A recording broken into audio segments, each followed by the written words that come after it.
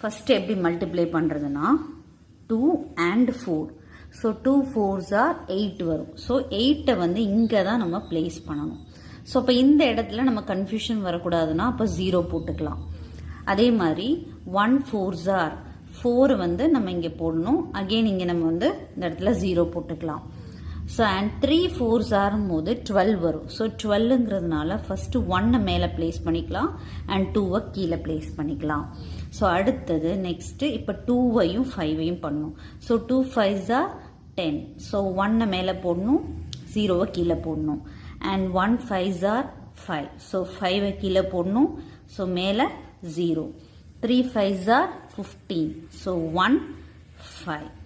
So இப்போ எப்படி add பண்ணணும் நெக்ஸ்ட் ஸ்டெப் அப்படின்னா, இங்கே வந்து ஒன்லி 5 மட்டும்தான் இருக்குது. ஸோ 5 அப்படியே எழுதணும்.